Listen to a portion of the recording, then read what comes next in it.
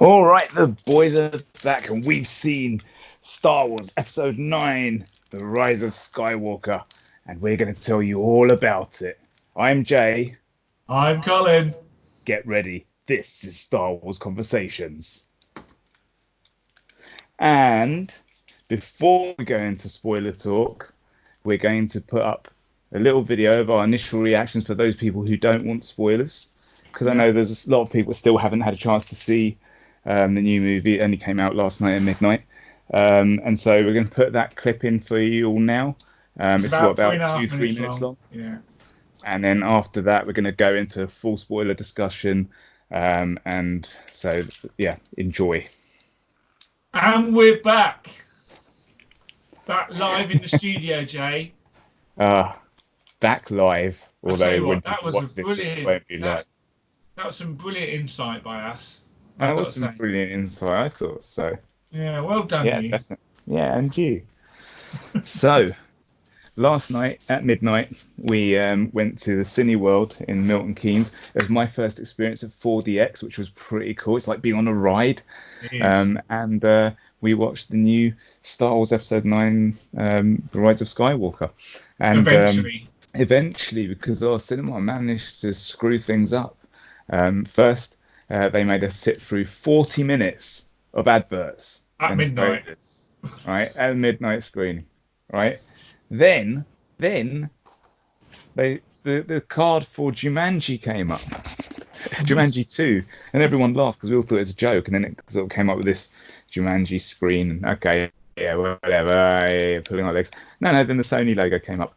Then they paused it and they went, "Oh, sorry everyone, we got the wrong movie." Like, what the hell? It's the opening night of Star Wars. How do you get the wrong movie, right? So then they get Star Wars, and you get Lucasfilm, a long time ago in a galaxy far, far away, and then the Star Wars logo comes up. But where's the fanfare? There's no music. And we're like, what the hell? And as it comes up and it goes, Episode 9, The Rise of Skywalker, and it pauses, and the lights come, and they're like, "Oh, sorry everyone, we'll try and fix this." And everyone's like, "What the fuck, man? What the fuck is going on here?" Right? I'd just like to point out they never gave us any kind of compensation for this. They didn't even offer it. Should have been like free tickets or something like that, right? Yeah. Anyway, after all this, they play it. So now, bear in mind, at midnight, and I ain't slept all day. So it was, at that point, you're like just getting ready, and everyone's excited for Star Wars. But that's a great way to kill excitement. But once it started, everyone got excited again. But obviously, it finished a lot later because we had all that time added on, and anyway, so we got to the movie, and Christian Harloff, who does SEN Network, he had said before this came out that one thing he really didn't hope would happen is that when Palpatine is introduced, it's like, why is Palpatine back? Because, well, because. Right, yeah. It's going to be in a comic, Jay. Don't you worry. I'll have to read about it. It will, and maybe in a book or something. But before going into the talk, as you just saw, if you watched that little clip we showed, we both liked the movie. Both came out liking it. We watched it at, just after midnight, and then we watched it again first thing this morning at 9:30 in the morning. So we've seen it twice now. We should say hello to Nina, who came and said hello to us. Oh yeah, hi Nina. Yeah, she came and said hi, which was quite cool to have someone that's on our group come by. Yeah. So so it starts out, and there's been a message heard across the galaxy from. It sounds like it's Palpatine. So Leia dispatches people to go and investigate, and at the same time, Kylo Ren sees this as a threat against his First Order because he's a supreme leader, and so he's going out there to find out who this Palpatine guy is, right? Like, is this real? What's what? And so it starts off with that good trailer, basically, with cool. Kylo Ren in his TIE fighter, which jumps in and you get Kylo doing the big fighting as well, though. You have see him being badass. And this fight scene, I believe, was the vision that Rey had in The Force Awakens, because on one of the bits where he puts the guy down is the exact same clip. So anyway, he gets it, and you've all seen. Well, I assume you've seen the TV spot where he goes down, "Bye, boy." Bye, boy. And Right, boy. we eventually get to see, obviously, Palpatine tells him that he created Snoke, and then we see a big tank full of Snoke parts, like a few. There's like a couple of Snoke heads and torsos in there I and didn't see stuff. any Snoke penis. I didn't see any Snoke penis. And then eventually he comes across Palps, who's he's blind, like he's got no eyeballs, And he's got no fingers. no fingers, they're all busted up and everything. And he's on a sort of like a life support robotic crane. I didn't get that till the second time I saw it. When you see that big wide shot of him later on in the film, it's wicked. Yeah, because you just see him like he's kind of standing. You do. I think why is he still like that? Yeah, why is he not sat in the throne? You see the machine to the point, right? Why isn't he in the Sith throne? That would have looked better. It looked like it in like a little forklift thing. Yeah, it did. It did look like a forklift, actually. Yeah, with just wires and stuff coming off it. So then it cuts to Rey, who we now see is like super powerful. Oh, sorry. In this first bit, the Emperor says to Kylo Ren, you must destroy the girl, and beware, you don't know who she is. And he also said that I'm going to give you a new Sith Empire. The other thing to point out is that the Emperor's on a planet called Exegol, which is apparently a hidden Sith planet. And we both said afterwards, what about Moraban? Yeah, Moraban in canon, about that, didn't they? right? So is this a loophole? Is this where they can go, but there's Sith on Moraban? Anyway, we'll get to that. That'll be on the Lando show with what's her face? With Jana. Yeah. And I was saying to Ange, my wife, after the second showing, it's a shame sometimes you don't really get to pick little details when you're watching it in a movie. But I was watching a program with some of the prop makers, and Jana's quiver that she has all the arrows in has got like a stormtrooper arm around it, which is quite cool. Like cool. It's made out of a stormtrooper arm, One thing about this movie, it is very, very fast paced. It did feel like they were trying to make up for Last Jedi. It don't hang about, does it?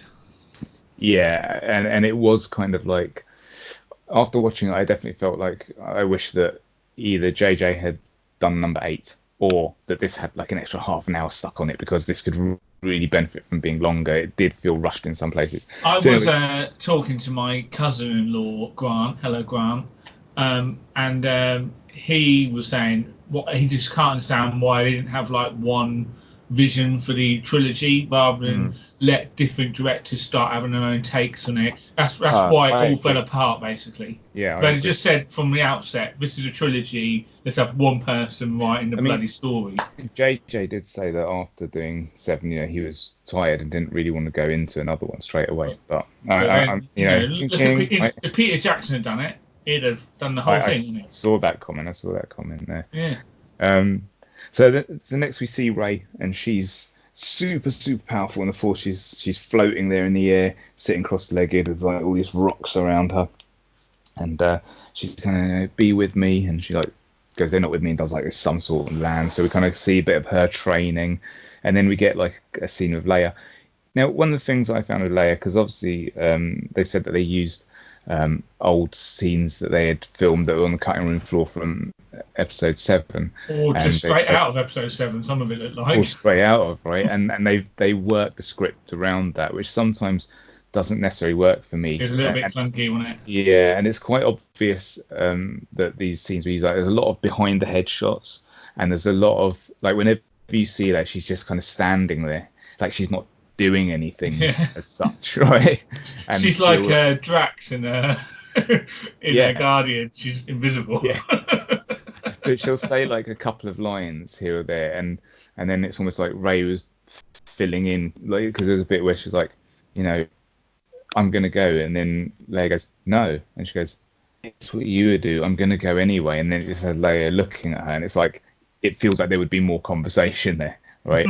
But anyway, she wasn't in it loads, and she was in it obviously to pay respect to Carrie Fisher, and to get a bit of a scene up with Rey, and what you see here is that Leia's been training Rey. She's her master, because she actually calls her master. And Leia does say to her, don't be afraid of who you are. So then we see like Poe and Finn and all those guys, and they're on this mission, and they pull up at this. You've seen on the advert that big ice, was it like an ice planet or ice bit on the planet or whatever? They pull up at this thing, a big iceberg. They fly into it, and they're there to get some info from someone who's got this info from a spy within the First Order.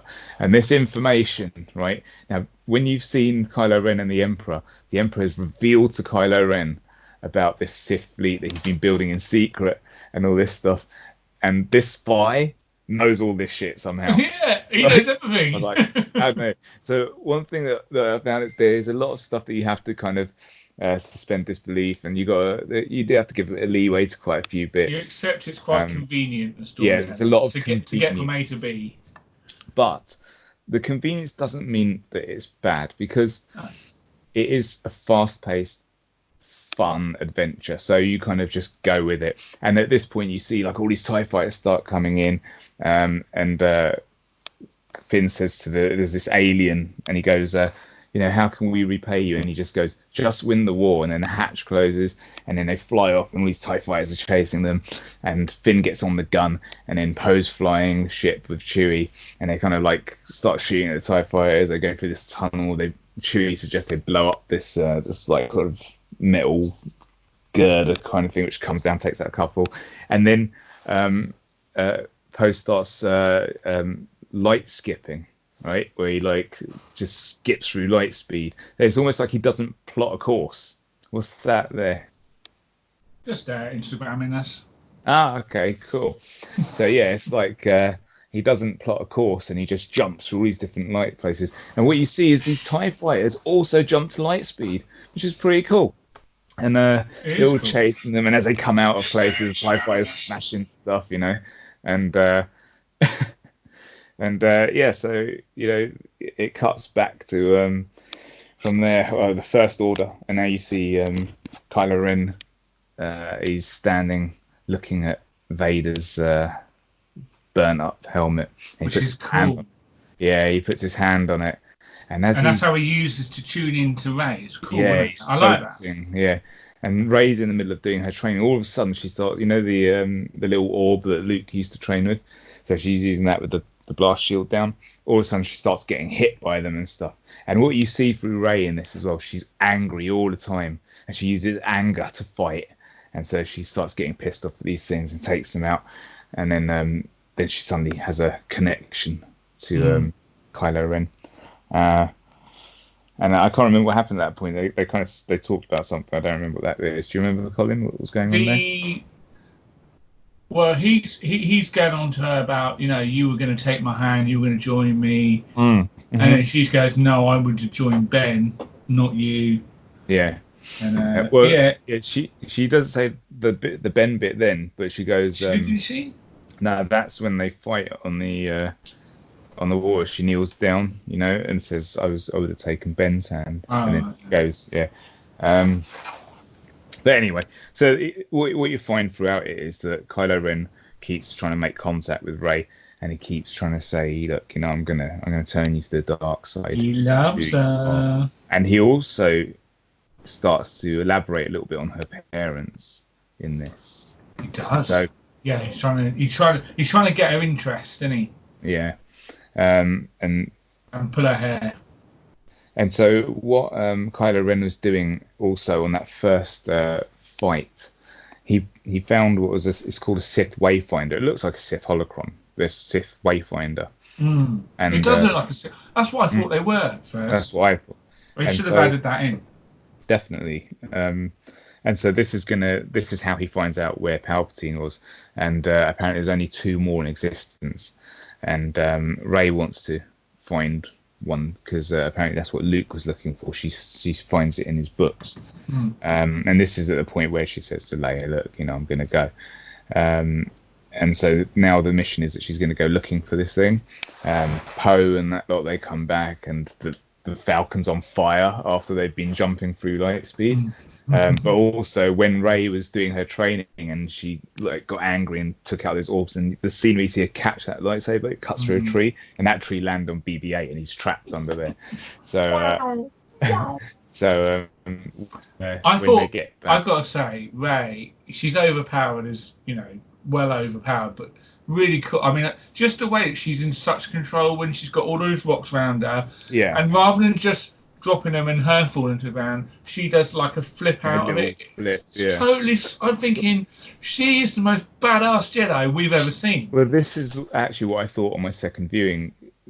What I think they've done here, which is quite good, because you do get somewhat of an explanation as to why she's so powerful at the end. Oh, yeah. Well, it is the explanation, actually. I'd say somewhat, but it is the explanation. Yeah. But what I did think while I was watching it was this was the most Jedi we've ever seen a Jedi be. Like, so when you see her, she is the most Jedi. Like how when you were a kid, you imagine the Jedi would be like.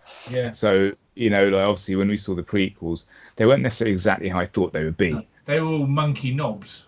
Yeah, but she is like, she uses the Force, like she'll levitate, she does a few other things throughout the story. She'll like heal people with the Force. Well, also she's not bogged down with all the the crap that Jedi's in the prequels. Yeah, they're full on rules, right? No rules for Rey. But then at the same time, and actually, in this movie, Kylo Ren was the best Kylo Ren, in my opinion, that we've had. I liked him the most in this. I thought it was brilliant. And the reason I thought the whole cast, all the main characters were really well done. I thought they were. Yes. No stupid takes on them. No making them into idiots. No, like really weird kind of funny sort of bits that nod, wink, wink to the camera, like in the Last Jedi Poe Dameron. Yeah, I mean, like in the Force Awakens, like going back to Kylo Ren, he was like this. He was young, right? So when he's like traitor, it's like I imagine him like this young guy. Then in the next one, in the Last Jedi, he seemed like some kind of spoiled brat, and in this one, he was more composed. In this one, he was more the Kylo Ren that would have been Vader in Empire Strikes Back. He was that version. Well, he was more like when he spoke, he was more calm and in control of everything. Well, he was Supreme Leader. He was Supreme Leader. He proved himself, didn't he? Yeah, but even when he was Supreme Leader in The Last Jedi, he was still like throwing tantrums. But he wasn't. That was raw and fresh, and he was pissed off, still, wasn't he? You know what I mean? So there was a bit of time in between, isn't there? But in this one, to me, he felt good. Like a real leader. Yeah, and, really good. And obviously, he has his Knights of Ren with him as well, which unfortunately were a bit of a waste. I would have liked to see more of them, but this is again where I think the movie had benefited from either having JJ do 8 or by being longer. Yeah. Right? Now, can we just talk quickly about what's his name? Richard. What's his face? His character. Richard D. Grant. Yeah. Grant.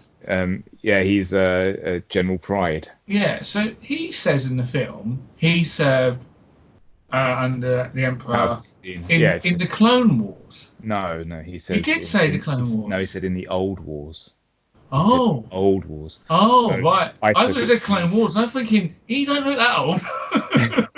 No, I took it to mean during the Empire's reign. So. Right. Okay. I thought he said Clone Wars, which is a weird thing for him to say. Old Wars. Why would he say that? Yeah, I don't know. That's just. I don't know. But I thought that was a bit annoying because also, you listeners, Jay told me that something happened in The Mandalorian this week that led into this, and I thought we were going to see him. Okay. And I was disappointed when we didn't. We're going to do a spoiler talk on Mandalorian Chapter 7. We're not going to put it in here. There was just something that is in the Mandalorian episode that I think there's a reason that they put that one out before this movie came out. But it's not anything. It's not anything massive or anything. But I think it just lets you know that this is coming. Has been seen before, like kind of thing. But not in the UK because we ain't got it. Yeah, no, not in the UK. I will say there is quite a lot of fan service in this movie, but good because I'm a fan. I enjoyed the fan service. I enjoyed it. But anyway, so getting back to where we're at, the Falcons come back. It's on fire, and they're like, "You're on fire, Jay." I am. And Rey comes back, and she bumps into Poe, and like they seem to have a bit of not an argument, but they got one of those sort of getting at each other kind of relationships. And he's like, "What'd you do to my droid?" She's like, "What'd you do to the ship?" And then they kind of have this kind of banter going I on. love that little banter between them, but I didn't feel they did And then, enough of it throughout Finn the rest of the trying to film. get in the middle. Finn trying to get in the middle of them. He certainly does want to Like, get rid of them two. He'd love a Finn. He'd love a Ray and Poe sandwich, wouldn't he? So where did we go from here? What happens after this then? They go on the mission with C-3PO and to that funny planet where they have the party. Yeah, but they do like the Macarena at the beginning. Yeah, so which is cool. basically, I'm going to learn that dance. What Poe says to Rey is, "You're our best fighter, and we need you out there with us. So why are you spending all your time training here? What are you training for?" And I'm hoping that Colin's going to do this for the rest of the show, and we're going to make this go long. So yeah, they go to Pasana, which is the other planet. It's a desert planet, which we've never seen in Star Wars before. Oh, hold on a minute. Yes, we have. We've seen desert planets, right? Oh, we've seen We've seen desert planet. Now, I've seen some snow planets, I think, maybe. I don't remember the name of the character, but when Lando. they get to this planet, no, there's a guy that they're looking for, and he was Uno or something like that. He was some kind of he was the hunter hunting. He was a Force user hunter, wasn't he? Yeah, Force hunter. Yeah. Jedi hunter. Jedi, like that. And he's an alien, and he looked quite cool. You only see him in one little clip, but I thought he looked pretty cool. His face, like, it looked quite scary. You see like hologram of him, don't you? Yeah, you see a hologram, but then you see a little flashback clip, which we'll get to in a moment. So basically, they go through this.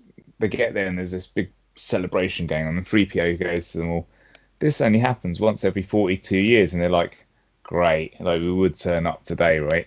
And then they sort of mention that there's only first order working around here, so keep your heads down, Chewie. And they go through the crowd, and Chewie is ducking as well, which was quite funny. And then as they're walking along, the stormtrooper turns up, heavy weapon stormtrooper. He's like, "I found the fugitives," and just then he gets a crossbow bolt through the face. And they look around, and there's this dude with some kind of bounty hunter looking mask on. And he's like, "Come with me." And so they all follow him. They get into this ship, and they're like, "How do we know we can trust you?" And he takes off his helmet and he says something, and it's Lando. And everyone's like, "Hey!" And Chewie goes over and gives him a big hug, like, "How you doing, old buddy?"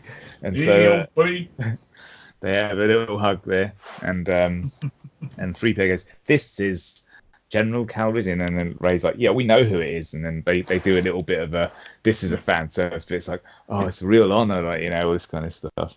And so they're talking, and they see that the First Order are turning up, and Lando's like, "You need to get out of here." And he sort of goes, "The Wayfinder, I was looking for it with Luke before. It's over that way." That'd be in the comic. And he points them towards the ship, which belonged to this guy who was hunting down the Jedi. And as they get out, and Poe really quickly hotwires a speeder that they just find on the side. Two speeders. Yeah, two speeders. Sorry, and obviously they belong to people, so they were like, "Hey," come chasing after them. And these First Order dudes come in, and they're on some kind of they're speeders with tracks. It's a clip that we've seen. They fly now. So they start getting chased. They've got jump troops. Yeah, we see most of this in the trailers. You see a lot of this, yeah. And so skipping ahead because we've got through it. So obviously they take them out, and the heroes. Although there is a bit where the hero's vehicle gets shot by one of the jump troopers, and all the heroes go flying off it. And the way that they did it, these guys are up in the air, right? Yeah. Now, if they were wearing armor like a stormtrooper, they would be dead. Yeah. However, somehow none of our heroes get hurt in this one, right? They just go flying. And I love the way that the jet troopers, when they get shot, it's like in the game, and they go smash into the wall. And they scream as well. Yeah. But just before the hero's vehicle gets shot, they see the ship on the side, and Rey goes, "I know that ship," and we know it because it's the one we saw when Rey was being dumped off on Jakku. So Jakku. So where they all land is in some kind of quicksand stuff, right? Yeah. So they all start sinking, and they all drop down underneath. Yeah, and that's it. That's the end. So hope you liked it. No, so anyway, we see there's a cut scene with Leia in it that I didn't really think that needed to be in there. The bit with Snap Wexley. Just skipping ahead, I'd like to point out Dennis Lawson, who plays Wedge, is in it for about half a second. Right? Yeah, good. He's I don't in it like for him anyway. half a second. So anyway, I like Wedge. I don't like him. we go back to this scene and there's a tunnel and they all start dropping through. And I thought it was quite interesting that they drop through, but the sand doesn't drop through. Yeah. Right? So it's just this empty tunnel. And so all they hear is sort of get together and they start walking through and they go, oh, so they find some bits and pieces that belong to this guy, this hunter. And 3PO goes, this is a Sith relic. It means that he was in cahoots with the Sith. It's like what is it? Like a Sith? He's a Sith supporter or whatever, something like that. And they're like, so he goes down here, and then he must have got out of here. And then Rey goes, no, he didn't. And his bones are there. And then Poe goes, oh, bones! I hate bones. It's like, really? You feel sick when you see bones? Anyway. And then there's this big serpent. Yeah, the basilisk from Harry Potter. And Rey heals it. And it leaves him alone. That's when we see the healing for the first time. Yeah, this is, and I'm going fast. It's not that quick. The movie rockets along, but it ain't this fast, right? Yeah, Joe, you don't need to tell the whole film. People will see it. Yeah, you can read. You're like C-3PO in Return of the Jedi. Well, we did say it's a gosh. Gosh. We did say it's a spoiler talk. Vader. But this is where they find a knife, which is important. This Sith relic knife. This is what they're looking for here, and this is going to point them towards the Wayfinder. So what happens after? Where do we go after this? After this, right. So that's when they So basically, this is then this is the fight scene between Rey and Kylo, which is cool. This is also we find out that 3PO can read the inscription on the knife. Oh, but he can't ever tell anyone because he's another story element plot, which is okay. Yeah. So anyway, when they get out of here, they go back to their ship, and now there's a bit where we see another trailer, right? So they get on and Rey goes, sense something, and she goes, "I'll be back." Like it's cool, and she goes out into the desert, and as they're getting everything ready, Finn kind of goes to Chewie, go and tell Rey, we're ready to go. And you see Chewie go running out, and then as he goes around the corner, you see two Knights of Ren standing behind him, like watching him. And then it's the scene where Rey's running, and the TIE fighter comes, and she jumps over it and cuts it. And then in between that, you see that Chewie has been captured by the Knights of Ren in the First Order. And he's got the sword that he's got the dagger as well. He put it in his bag. And so they put him on board. And at that point, Finn, who this is basically why he's in all the movies, goes running down, goes, Rey! And like shouts for Rey. Right? I love Finn. I think Finn is a cutie. He's cool. And so on the second viewing, I realised that there's a bit of time in between Chewie going. It wasn't quite as quick as I remember. But the first time I was like, what? Really? How? But in this time, there is a bit of time. So you see this ship start to take off, and he's like, they've got Chewie. So Rey turns around and uses the Force, and she starts pulling this ship down, like back. Again, OP, like, man, OP. Right. But then Kylo Ren turns up. Now, if I was Kylo Ren, when I turned up, I'd have force pushed Rey and then just let the ship go. Or just shoved his sword up her. Or done that, right? Yeah. His fork sword. So anyway, then Kylo Ren starts pulling the ship the other way. So like now they're both like on the ship, and Ren, he says afterwards, doesn't he? He goes, "I was trying to push you to show you who you are." Yeah. At this point, Rey starts getting angry. Like she's looking at him, she's getting angry, and she reaches out, and Force lightning comes out of her hand. And blows mega the ship. Force lightning. Yeah. And she just goes, Chewie! And like the ship like fucking the whole thing blows up. That's right. And at that moment, like Finn grabs her and they run away, and Kylo Ren, you see his face like looking, and it's like, shit, you know. So when you first saw it, did you think Chewie was dead? I did. Yeah, I did. And you know what? And this is what I said to you today. Which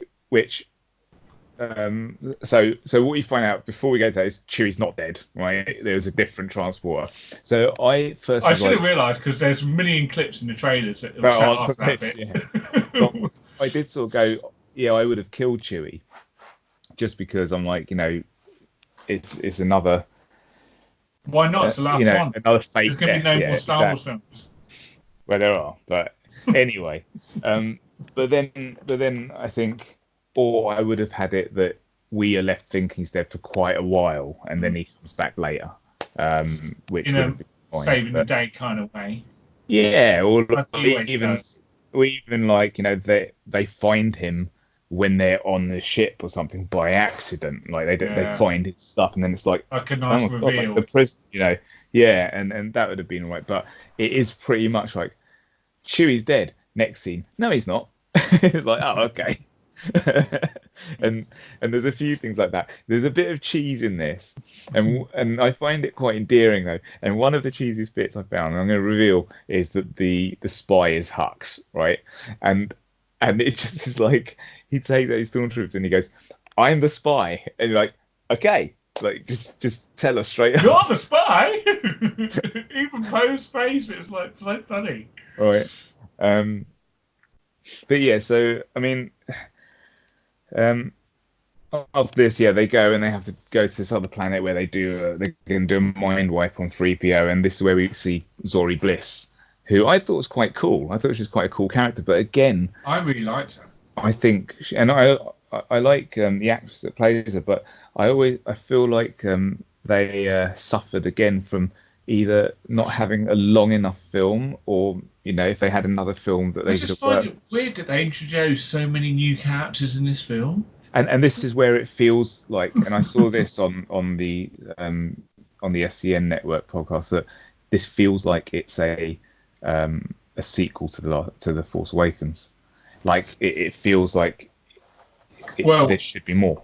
But really.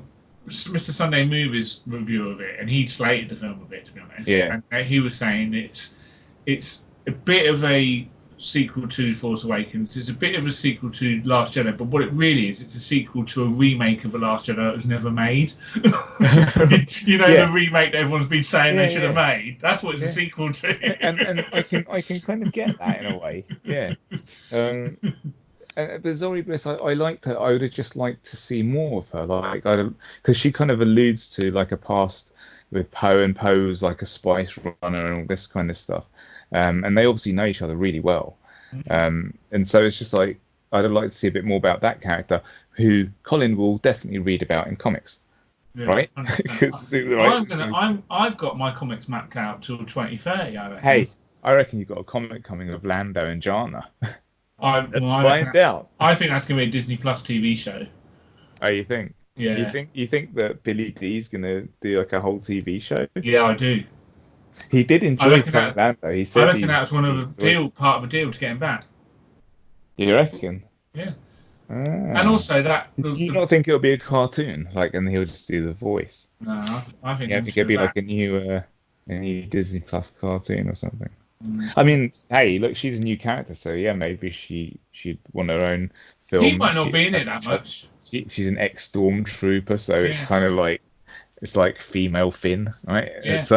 She's basically female Finn. Yeah, well, she's an ex-stormtrooper, and she rebelled against the First Order, so yeah, totally. Except she can use a bow and arrow and ride horses. Yeah, and she's actually cool and actually does stuff. Yeah. She didn't clean the bogs. Yeah, she wasn't sanitation. So yeah, moving on. So throughout the thing, there's this whole. Go on. I was just going to say one. Zori's costume looks like a Power Ranger. Oh, you thought it looked like a Power Ranger. It does in some ways, but I also. She looks like the Green Ranger. I can imagine her with a little dagger. Well, yeah, she has got the shoulder pads, and I suppose, yeah. But I did think she looked cool. And then at one point as well, like her visor left, so you could just see her eyes and that. Which, sexy eyes. Yeah. I fell into Kerry Russell's a very attractive woman. She's such a lady. So yeah, so she has this First Order Captain's medallion, which she was going to use because the planet where she's on, it's called Kajimi or something. It's under a lot of First Order occupation. So she's like been planning to get the hell out of there and start a new life, or whatever. Another convenient story plot. This is a convenient story plot. Yes, there should be like a little counter thing that every time we get to one, it goes bing, and I'm sure there will be. I'm sure there will be. The beer one, when it's out on Blu-ray, we can do a watch drink party. Very, very live fun. commentary. Very, very drunk commentary. Not that we've ever done that before. Anyway, let's talk about my favourite new character. Go on. The little one. Babu. Babu Frick? Babu Frick, is that his name? I love him. Like that. He was funny. And he's the guy that's going to reprogram 3PO. But what they say is that if 3PO does this, and this was another thing that bugged me, if 3PO does this, he's going to be completely mind wiped. And he's so it'd be like he's a new droid. And he kind of goes, they go, oh, well, doesn't R2 have a backup? And he goes, no, R2's backups are famously, inaccurate or terrible or whatever. And then Ray kind of goes to him, look, man, what are the odds if you don't do this of us surviving? And then he turns around and does the whole, I'm having one loss, look at my friends, like, I've got to do this, a sacrifice again. Which, here again, if it were me, this would have been it. 3PO. Oh, yeah, definitely. Right? But no, don't worry. Later on, R2 does have his memory, and so he gives it all back to him. But there are a few funny moments once he's had his mind wiped, because he sort of treats people like he's never met them before, which I kind of like that. And he kind of just says something in some deep voice about where everything is, and he says, you got to go to Endor. Sorry, no, you got to go to the Endor system. You're not going to the forest moon of Endor, you're going to the Endor system. Endor system. And this is what we've also seen in trailers. So they end up going to this planet. I'm kind of skipping ahead a little bit because there are bits in between, but they go to this place, and it's got all the water, and the Death Star's in the sea. And this is where we meet Jana and all the other stormtroopers. And they're like, I can take you there on the water. And they're like, have you seen the water? And she's like, not now because it's too dangerous, but another day. Anyway, from somewhere, Rey gets this skimmer, right? And they're like, oh, she took the skimmer. And we're like, where did she get the skimmer? Anyway, she takes the skimmer. And she goes across to the Death Star, and she basically used the knife, and the way the knife's cut out, if you line it up, like it lines up. It lines up with the Death Star, and then you know where it is. So she goes over. Now, it turns out that it's right in the throne room that we saw in Return of the Jedi. It's like literally the throne is there as a door, and it's there, right? Yeah. Which, could have just taken a guess, go to where the Emperor hung out. It's probably around there somewhere. Well, the whole point of the thing was to point at where it is. Where the throne room is. Yeah, but where the Sith thing was. Yeah, no, I know that. But that's what I'm saying, is that it's right in the throne room. Yeah. So anyway, she gets over there. But also, how cool was it? Like, all the music. Like, the music was awesome. The music was, because it was all the music from that scene in Jedi. It was just so good. Throughout the whole film was really good. Yeah, I downloaded the album on the way home. It was good. Oh yeah, cool. So Rey gets over there, and now this, this is something I had read in the spoilers. That when she sees Darkseid Rey, it is a vision. But what happens is she sees her, Darkseid Rey goes, don't be afraid of who you are. And then they have this really short lightsaber duel. Darkseid Rey's she's got a double-bladed lightsaber. That I would have liked to have seen more of. Yeah, definitely. Really cool. And she just like that nasty little face as well. Yeah, so then they lock swords, and she kind of like hisses. And at that moment, Rey falls backwards onto the floor and drops the Wayfinder. And then Kylo Ren's hand stops it, and he picks it up. And you can see her again getting angry, and he's really calm, and he goes, look at you, look at what you've become. And she's trying to fight this rage, like she's holding it back. She's like, give it to me. And he says something like, the only way you're going to find Exegol is with me, and he smashes it in his hand. And then she starts swinging at him, and he's just dodging. He's not even drawing his lightsaber at this point, and she keeps swinging at him, and he just jumps down this hole. And then she follows him, and then the next thing they start having this lightsaber duel. And in this, which I was very happy about this actually, this goes out onto the platform. So you got the sea, and as you said, it's like a reverse Mustafar, right? So it's the ocean like splashing around them.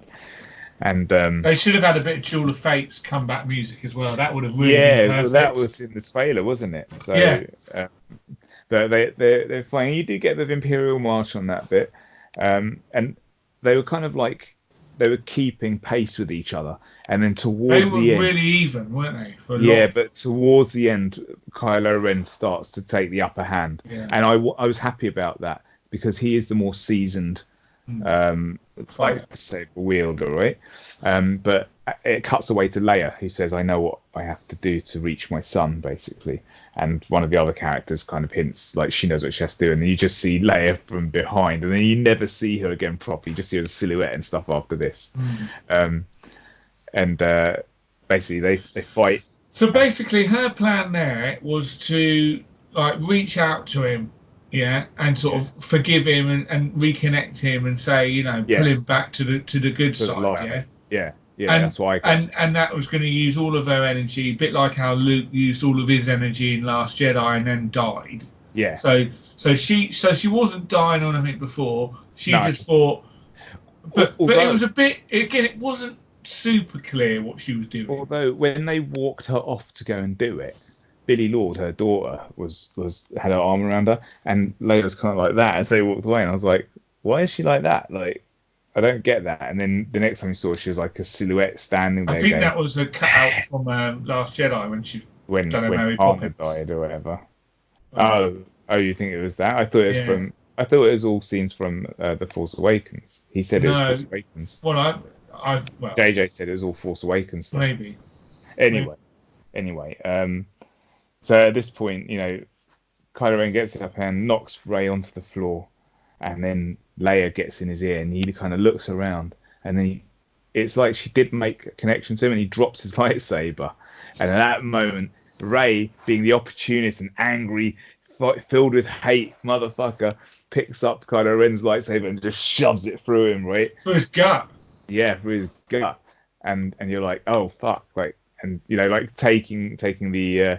Hey, he's not looking. Takes the shot, right? Cheap shot, and Kylo Ren falls down, and this is when she goes over to him and she kind of kneels down. She's kind of crying a little bit. Well, she also feels Leia die at the same time, and she feels she because as she does it, she goes Leia, and that's what brings her back. Basically. Yeah, and that brings her back. Yeah, and then so he falls down to the ground, and he's still alive. It's through his stomach, so he's gonna take a while to die. And Rey like heals him, and she goes, "I would have taken your hand, but I'd have taken Ben's hand." And then she goes, and I thought this was quite funny. She just gets up and gets into the TIE fighter and fucks off, right? And then you see the Millennium Falcon go, and I thought, but he's just like stuck here in the middle of the ocean now. It's like, again, I thought that was really clever where she actually goes. I didn't, because at first I was like, what's going on here? But then when they actually say what she's done, that really made sense. So are we? Yeah, sorry. Do you want to say? Then we got. So now we get a cameo. Now we get a cameo. Yeah, this was a surprise. This was the biggest surprise of the film. So Kylo Ren, it cuts back to him. He's standing there looking out over the ocean and kind of looks down at his wound, which is similar to someone else. And then you hear something like, "Hey kid," and he looks around and there's Han Solo, and he's like, he kind of says, "I've missed you, son." And he goes, "You're just a dream or a vision." And he kind of goes, "But I'm your memory." Oh, he goes, "You're just a memory." He goes, "I'm your memory." And then they kind of talk a little bit, and he's kind of like, "Come home." And he's like, "It's too late." And he's like, "She's gone." And he's like, "Your mother's gone, but what she stood for is still there. Come back." And he goes, "It's too late for me." He goes, "No." And he goes, "Your son's dead." And he goes, "No, Kylo Ren's dead. My son is alive." And this is the moment then Han puts his hand on his face, and Kylo Ren kind of goes, "I know what I need to do." And he goes, "But I'm not strong enough." And then he goes, "Yes, you are." and he turns around, throws his lightsaber into the sea, and then looks around, and Han's gone. And also, what I thought about when the second time I saw it was, it's almost like when Rey kills him, that is her killing Kylo. And he's released. And what she brings back is Ben, which I thought was thinking about it, it's cool. Yeah, and I like that. I thought it was a good way of doing it. Because again, some of this just needed a bit more time. Yeah. Add a few more seconds with it and let that sort of.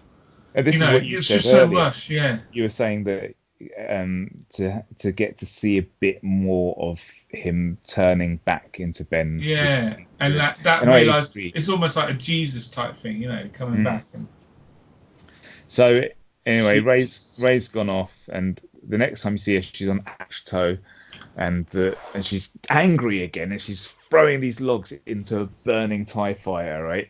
And then can I just say how much Mark Hamill looks like he's having fun in this? Oh yeah. So she picks up Luke's lightsaber and throws it into the fire, and as she throws it, Luke's hand catches it, and he's a Force ghost, and he sort of says a few things about that. Wait, it's a real blatant comment about how you can't throw away such a an important Jedi's weapon with respect, that kind of thing. Yeah, really more respect. Yeah, and he kind of says. She goes, I can't remember what she said, but he goes, you're a Palpatine. And she's like, he goes, Leia knew too. And she goes, she never told me. And she goes, but is she still trained me? He goes, that's because she could see your heart. And I just thought, just full of anger, right? But no, anyway. No, but Rey isn't always full of anger. She's got a temper. Yeah. So Luke sits down with her and he kind of talks and he goes, Leia wanted you to have something. He takes her into this room and then she pulls out from behind some bricks like this packaged up Leia's lightsaber, which is cool. You get this cool cut scene, right? And I quite liked it. So good. You hear Luke's voice go, "This was on the last day of her training, blah blah blah," and then it's like, so you see this dude with a blue lightsaber and he's got a mask on, like a helmet. And there's a woman there with a mask on, like with a blast shield down. So they're having a lightsaber duel. One's got a green lightsaber, one's got a blue one. And then he's got a green one. She boots him and he falls to the ground. And he presses the button and the thing goes up and it's young Luke. Yeah. And then her one goes up and hers looked a bit uncanny valley, right? And it pops up and it's young Leia. Yeah. And I really like that. I love that scene. Cool thing to see, right? And then it cuts back to them. And didn't that make you wish that we could see them in their prime? Oh, yeah, so much. I would have loved to just see all that happening. Yeah, and I'd love to see some stuff because it sounds like we're never going to get these stories now. But stories set straight after Jedi when Luke is actually in his prime, he's proper, And especially if Leia is training, I'd love to see some episodes. And also because of how powerful we've seen Rey. Yeah. Like we would see Luke being more powerful at like the height of his power and everything. Yeah, it would be cool. I did hear something recently where they hinted at something Disney Plus to do with Luke. It'd be good if they did a game. Yeah, but I mean they might do something and then get Sebastian Stan to play him. Because the closest thing we've got is the Battlefront 2 story mode when you see a bit of him fighting and stuff straight after. Yeah. Sorry, I digress. So that's it. Then. But then we get the awesome scene with Luke with Yoda's music. Rey basically goes, "No, I don't have the tools," and he goes, "You have everything you need." And then you hear the music from when Red 5 was lifted out of the swamp, and it happens again. And then I love it because Luke's Force goes stand there like that, and then he basically winks at the camera, he's just like with a smile on his face. It's honestly, it's pure joy. It's him showing us that he can do the X-Wing thing, and also a massive finger up to Johnson. Totally, it is a bit of smugness from Luke for being happy to be able to do it. And it's also Mark Hamill kind of just like giggling away. This is what I should have been doing on the last bloody film. Yeah, totally. Training Leia, Rey, and being totally awesome Jedi Master. Definitely. So next time we see Rey now, she's in the X-wing. And that was so cool to see. Look wicked. She had his helmet on. It was just super, super cool. I love that bit. Yeah. And also cut in before this, we got the Resistance all going, we need to go and fight in the unknown regions. The Sith fleet is rising. We need to take out their control. It's like a control they've tower. realised. So basically, Palps has sent a message out saying that basically everyone's got to surrender or else he's going to kill everyone. Because these new Star Destroyers have got this mega gun each. It looks like a knob that comes out. And he showed them by going and blowing up Kijimi. Yeah. Right? So we think Power Ranger's dead, don't we? Yeah. And it's basically a Star Destroyer with a Death Star gun on it, right? It looks like a dog stick. Yeah. And it's got a big red tip at the end. But what we found out as well is that as these ships are leaving Exegol, there's a certain point where they need assistance from this tower, and they can't have their shields or anything conveniently before they reach a certain height. Okay. And they can't go anywhere without this tower. They can't, and they obviously can't use those guns either without. Because they don't ever use those guns. Nothing can happen, Because I was like, why would they not just be shooting those guns randomly? Because you might hit one, you might hit them, right? Yeah. But no, they don't do that. So the fleet have gone there, and Poe's been told that he's now general because Leia wanted him to be general, and then he goes to Finn, I need you to be general too. He's like, okay, thanks. And then he sees they call each other general. It cracks me up the way they do it. General. He sees Lando and goes, hey Lando, how did you guys do this? And he's like, well, we had each other, and he sort of goes through who they are, right? And so now Poe knows that he needs his friends, and so they go. He realises he hasn't got any. He's been a complete knob in the last film. He just says that we're all going to go to the unknown region, but Lando and Chewie are going to take the Falcon, and they're going to go around and put out a message to all these planets to say, come and fight with us. And he goes, good people will fight if we lead them. So all these guys go to the unknown regions, and you go through like some red shit to get there, right? And then you see that Rey's coming there too, and they only know to go there because they saw Red 5 is going there, right? They saw it on that screen. So she's landed, and she's going to go and face the Emperor. Cutting ahead, she finds the Emperor, and he basically says, so look, I want you to kill me, because if you kill me, my spirit goes into you, granddaughter, and then you will be Empress. And he shows her Empress Palpatine. Yeah, Empress Palpatine, and you got the Sith throne there. And he goes, we've got all these Siths in the background watching, which is weird. Yeah, I can't tell if they're real or not. Are they real? Yeah, I wasn't sure, because at first you don't see them, and then Palps kind of starts to talk about ceremonies to turn her into Sith, and they all start chanting, right? Yeah. But then later on, you do see them all getting blasted away, right? They get dusted.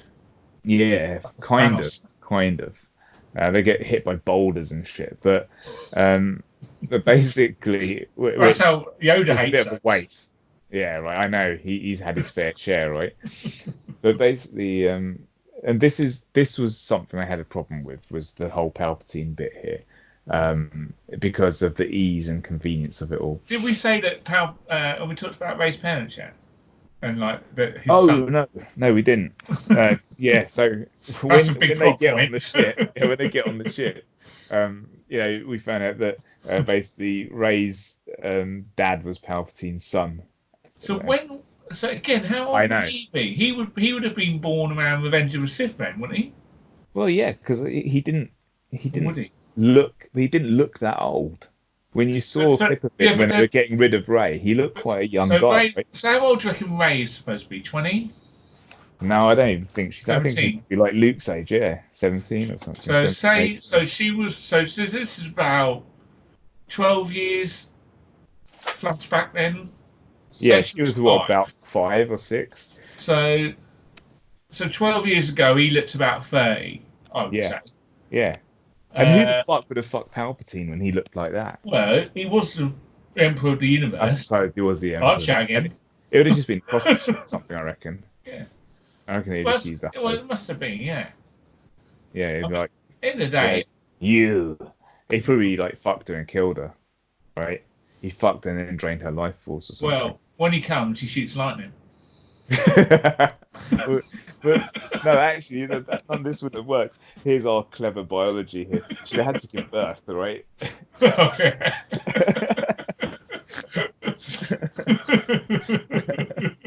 So it's like, oh shit, I've gone through like my 30th one. I keep forgetting. Right, anyway, so It just says that we're Star Wars nerds and we don't know. We don't know how it works. I don't know. I don't know what. Don't worry, no one listening to this will know either. That's true. Yeah. So anyway, so Ray's down It's there. midichlorians anyway. That's what makes babies. That is what makes babies. And Ray is like, look, I'm not going to do it. And then Palpatine opens up the roof, just like he did in the Death Star, showing Luke like the fleet getting taken out. And she looks up and she sees all the Resistance ships getting killed and everything. And he basically goes, if you don't turn, your friends will be destroyed. And she kind of nods like, yeah, I'm gonna. And at this point, Ben Solo's run in there, and he's taken out a few guards with his blaster. And then the Knights of Ren turn up and they start kicking the shit out of him. And I'm like, why didn't you use the Force, dude? Like, why don't you just use the Force against them? Have they got the Force? I don't think so. Well, I thought they were his fellow Jedi trainees, academy. Well, I'm like, well, they don't you don't see them use the Force, and they don't have lightsabers. And I'm like, well, but you could because he Force chokes people up on the ceiling and stuff, right? So just do that and Force push some of them and whatever else. Maybe he doesn't want to use the Force because he's worried about it turning him dark. Like when Luke cut himself off in the books. Yeah, but he could still Force push them and stuff like that at least, because you're going to get killed otherwise, right? You're getting your ass kicked by dudes with big axes and stuff. Anyway, he does use the Force right now at this point. Was the monkey? Was he a Knight of Ren? No, I think he's just an engineer. They had a chimpanzee. Why was he a monkey? No, they had a chimpanzee. It would make this sound terrible. They had a chimpanzee that put Kylo Ren's mask back together. Why? Why was it a monkey? I don't know. It just was. So anyway, they're standing there, and Kylo Ren's got all the Knights of Ren around him, and Rey's down there in front of the Emperor, and she gets her lightsaber, and so she makes out that she's about to strike him. And the Emperor's like that, and then she kind of puts the lightsaber behind her head like that, and then we should say that in this film they can pass things when they have their thoughts. They have their little connection thing. They can pass things, and when they were fighting, dust was going through. And also, Kylo Ren said to her, when he told her about her dad and his mum, he said, "But we're diodes in the Force, you and I. We are two that are as one," or something like that, doesn't he? So basically, she goes like that, sense. And then Kylo Ren's standing there, and he goes like that and pulls a lightsaber out, blue lightsaber. Like so, Ben Solo's got his lightsaber, he's got Anakin's saber, and so he starts cutting the Knights of Ren up, right? But at this point, Rey takes out Leia's blue lightsaber, and so the Emperor's like, weak. And he goes, "If you will not turn, you will be killed," or whatever. And he shoots lightning at her. And sister. Does he? And that. But before, and then before this though, he was. No, he does. He shoots lightning at her. Yeah. And then Kylo Ren turns up. Sorry, Ben. And now they're both next to each other. And this is where, right now, this doesn't happen, but this is what I wish would have happened, because now you got the two of them next to each other. And I wish at this point, all those Sith, you would just see all these red lightsabers, right? And just see a whole bunch of Sith come flying out and just start fighting them, right? And that would have been cool, because then you get to see Ben do some fighting on the light side, and there'd be the two of them, and it would just be going through them, or at least the Imperial Guard. The guards, something like that. Even though it would have been a bit but because at this point, all those guys watching, it's like, why are you there? Why are you just sitting here watching? Do something, right? But I wonder whether they weren't even there though. They were almost like forced projections themselves or something. Yeah, maybe. I'm not sure. Maybe they were Moraband watching live from Moraband. Where the real stuff happens. Yeah. So anyway, at this point, there's the two of them, and the Emperor hits them both and knocks them around. But realizes that because it. Then he realizes the two of them. It gives him the power. He takes it, so it's basically taking down life essence, is it? Yeah. Yeah. So he realizes, he goes, the two restore the one, and then he starts drawing their life force from them, and then you start seeing his eyes start glowing and his fingers grow, and the Emperor's back, right? And he doesn't need the life support machine or anything anymore. It didn't matter because he's not going to do very much. So they both fall to the ground, and he picks up Ben Solo and flings him off this into this chasm, basically. Yeah, off a cliff, way down. You ain't coming back for hours. He's dead. All right, and then Rey's on the floor, and he's like, ha, ha, ha, ha, and he sits down on his throne, and he goes, "The one true Emperor is back," basically. And he shoots his lightning up. And he fires lightning up into the sky, which is also something I've seen in the spoilers. And it goes across, and it starts. So all the ships are getting shorted out, all the resistance ships. And all the new ones come. Is that when the new ones come, or have they already come? That big fleet. Oh, no, they've come already. So in a cut between this, where you saw a bit when he was telling Rey that they're all going to die, you see Poe going, "Oh, I'm sorry, I failed you, or I thought we could do it." And then you hear Lando's voice, and he goes flying up, and then there's a million ships. That's cool, and there's all these resistance ships there, and we all know the ghosts in there. And I'm pretty sure someone pointed out the Razor Crest in there before, and the Enterprise. Yeah, so and you've got Tantive V4 and all those are in there. There's a lot of ships. Yeah. So anyway, the Emperor starts electrocuting these ships, but the thing is, it should short them out completely, but it's temporary. Right? It's only while he's doing lightning. Yeah, they're all fine in a minute. Yeah. Yeah. So and at the same time, Finn and Jana are on top of the capital ship. They realise that that's now taking controlling the ships, because otherwise they're going to take out the tower. And so they're going to try and blow up. It is to let themselves die. Sith troopers were pointless. Sith troopers aren't in it very much, and they are just stormtroopers. Yeah, they're just rebranded. Yeah, because it's now the final they sell order. Toys, but it's the final order now, isn't it? So that's the style they've got. But for me, because they were called Sith troopers, I thought that maybe this was going to tie into Baby Yoda somehow, and that maybe, as we said in our last episode, that they were using something to give force powers to his army, which would have been cool, but that didn't happen. Anyway, then Rey stands up, so the Emperor's like, "Ah, shit." So he stops lightning all the ships, and all the ships go back to taking out all the Imperial ships. And then Rey is kind of like, I'm not going to join you. So he starts lightning her, and she gets her lightsaber, and the lightning's hitting it, and he's shooting it. And it's like, okay, it's not working, dude. Why are you still shooting lightning at it? Then she gets another lightsaber. She gets Luke's lightsaber, because they were on the floor, and she gets both lightsabers and crosses them. And then the Emperor keeps shooting lightning at the lightsabers, not like he doesn't shoot Rey in the feet or anything like that, which is what I would have done. I just shot in the feet because there's a gap there. But he just keeps shooting at the lightsabers. And also the thing is, at this point, we've seen Palpatine fight Yoda with a lightsaber. He should have whipped out his lightsaber and fought Rey here. Instead, no, he just shoots the lightsabers, and then she bounces it back in his face, and he melts his skin off, and he just blows himself up and dies. He just gets killed like that. And then Rey falls to the ground, and we see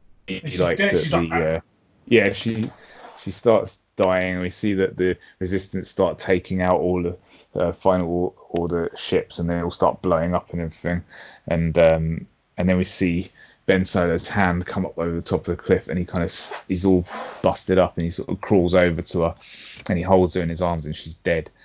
And then you sort of see him kind of go, I need to heal her, basically. And so he then heals Rey, and she comes back round, and she looks at him, and she kind of goes, gives Ben, him a snog. And snogs him, and she's like, "Oh, Ben," and he smiles, and then he drops down, and he's dead, and then he disappears and joins the Force. What's her breath? I would like to just point out that something that I didn't say was just before Rey fought the Emperor, you hear the voices of Obi-Wan, Qui-Gon, Anakin. You hear Anakin, you hear there's just loads Ahsoka. of Ahsoka. So I was like, does that mean Ahsoka's dead? Because in the credits it's the voices of the Force ghosts. We don't hear Ezra though. We don't hear Ezra, which I wish that he wasn't good enough anyway. So, but there's a whole bunch of them. I didn't get to read through all the names because it was going up pretty quick. But yeah, so at this point, Rey gets in the X-wing and heads back home, and they have a little sort of celebration. Everyone's hugging and all that kind of stuff, and you see like a few different planets where you're seeing like for some reason these Final Order Star Destroyers were suddenly everywhere. When we last saw them, they were just taking off, but there's one falling down every planet. Yeah. You see Wicket. You see Wicket for like a second. Was that Wicket? Yeah, it was Wicket. It was Wicket, and he's even in the credits as well. Is it? It didn't look like him at all. Well, he's older. I thought how weird they looked to those. Those Ewoks look strange. Well, that was Wicket, man, with like his kid or whatever. And then after celebration, you see Rey in the Falcon land on Tatooine, and she goes to Luke's old home, I thought that was really cool. I liked it. Also, Chewie gets his medal. Chewie gets his medal, yeah. Yeah, and, finally. There's a lot of hugging. A lot of hugging. Yeah. But she goes to Luke's house, and it's all covered in sand and everything, and then she buries the lightsabers in the ground, and then this old woman goes, "Oh, no one's been here in decades," and she's like, "Who are you?" And she goes, "I'm Rey," and she goes, "Rey who?" And then she looks to the right, and you see the Force ghost of Luke and Leia grinning at her, right? And she goes, "Rey Skywalker," and then. The other important thing to say is that when the Jedis were all saying to Rey, they're all telling her to rise. Yes, they are. They're saying, rise. But I did really love the final scene. I thought the final shot of the movie was beautiful, because obviously the Twin Suns, binary sunset starts playing, and there's Rey and BB-8. And they're silhouetted against the suns, and it is just, to me, I was like, that's a beautiful picture. I like the poster of that. That is cool. And then that's the end of the movie. It was fun. It was a fun movie, and you do have to sort of give it a bit of leeway. As we said, there's a lot of convenience and stuff like that. But all the Star Wars films are like that. And again, if the 3 original came out now in this day and age, and even if they were done like with all the modern stuff, they would get ripped apart because none of them are consistent. They've all got little cheats in them. They made it up as they went along. I don't care what anyone says. So I think you just got to accept. It's not a perfect film, but it is good. Yeah, and its heart's in the right place. And this one was actually made for people that like the bloody stuff. Well, that's what I was going to say. I feel like if you didn't like The Force Awakens, then you probably won't like this. No. If you like The Last Jedi, you probably won't like this. But if you, I don't think you won't like it if you like Last Jedi. Because it's still the same characters, yeah. It's just what with it being a pretty much middle finger to The Last Jedi, I think you won't like it. And it's very different. This one felt more like The Force Awakens to me, and it did, and for me that was a good thing. And I don't mean it in the sense that it was like Return the Jedi 2.0 as someone put on the group earlier. It's not like that. I just feel like it felt like a Star Wars movie, and it was fun. And like I could put this on if I had the Blu-ray, I could stick this on and watch it Saturday afternoon or whatever. But I've said before, I don't do that with The Last Jedi. There's no part of me that ever feels like I want to watch it. Force Awakens always on in my house. I watch it. Yeah, Force Awakens. I love watching that too. All the others, Rogue One, I enjoy watching. All of them. So yeah, when I go to cinema, I want to have fun and I want to be entertained, and that is what I got out of this. And for me, that makes it a good movie. I think the reason why you loved it so much was because you saw it with me. That made it extra special. It was our first time watching a Star Wars movie, and it was the last one of the Skywalker saga. And it was the last time. Yeah. Well, now we live close to each other, so we can do that more. And Colin might be moving this way soon, right? Yeah, I might be living with you. So yeah. So anything else you want to say about it, Colin? Not really. I mean, I just really enjoyed it, and there were so many just little, particularly when I saw it the second time. I don't know if it's because I was more tired, but it definitely gave me the feels a lot more the second time I saw it. Me too, actually. Me too. Yeah, that's an interesting thing because the second time the emotions and stuff like that hit me a lot more. Yeah, I And felt a bit more weepy about I it. think it might just be that the first time, You're like so you're like trying to trying work to out what's going on. take it all in and you Yeah, don't yeah. know what's going to happen and all that. The second time, you know the plot and everything already, so you can kind of focus on Absorb it it. more. Yeah. And as we said with that bit with the transport, the first time I was like, the transport, oh, it blew up. Hey, it's like, hold on a minute. But the second time, it's like, I know, because it was there. Then he went there. Then he ran down. Then he had to get to Ray. So in that time, things happened, and so we could, I guess, you can pace it better on a second watch. Yeah. So I would definitely I definitely picked up the I understood what was happening with Kylo more, and it did yeah, feel it definitely the second viewing yeah. it didn't feel as bad. You know, the first one it did seem so rushed, but it's just so much to take in. Yeah, I And definitely say it's a two-watch movie yeah, definitely. because if you like it, if you even if you're like, yeah, it was quite good. I think a second watch is well worth it because then I think you'll get a better overall feeling for what's happening, which is, I think you only understand that when you do it, really. But that is even the thing that we were saying before about Ben Kylo being killed and Ben, yeah. Yeah. Although if you're watching this, I'm guessing that you watched it because spoilers, right? Yeah, I hope you didn't just watch this because even though Jay's done a very thorough explanation of what happened in I it. did miss things actually. I Yeah, missed some whole scenes out. So yeah, and I could see that was hurting him. He wanted to tell you everything. we said spoilers anyway. Anyway, as we said before, we will do a spoiler talk on The Mandalorian Chapter 7, which came out. I've only seen it the once so far, so I'm itching to see it again. I watched it last night before we went Star Wars, and I haven't had a chance since. And I don't think I'm gonna get a chance tonight because I am hanging. So I'm gonna go. All right. Well, gonna, I'm sure we will record again over Christmas, so you will yes. hear another episode from us soon, I would imagine. Yeah. I think that we'll do The Mandalorian probably very soon. Yeah. And then, yeah. Cool. All right. So that's it for this evening. Just before we go, you can find us everywhere on the internet. Start off with YouTube. The Facebook group, which is where it all started, Star Wars Conversations. This video will be unedited and on YouTube. We're on the Taylor Network of podcasts, where all the other good podcasts are. Yeah. We're everywhere else, like where you can find podcasts, iTunes, Stitcher, anywhere else, wherever else. Spotify, I think.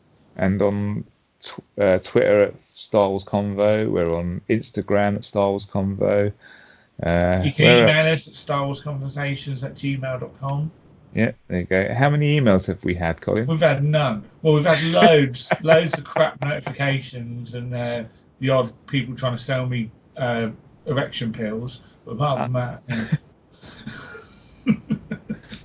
and feel free to leave a comment on the video or buy me some erection pills. Or buy us erection pills, or leave us comments on the group. We'd like it if there was like questions as well, like ask us questions and we'll see if we can answer them. That kind of make it a bit more fun. Challenge me to read a comic. Challenge Colin to read a comic. Well, you don't have to challenge him; he's going to do it anyway. It's part of his job. His unpaid job. I paid for the luxury of reading them for you. Yeah, that's it. Cool. Right. Okay. So that's it. So farewell for now, and until next time. Punch it, Chewie. The Force will be with you always.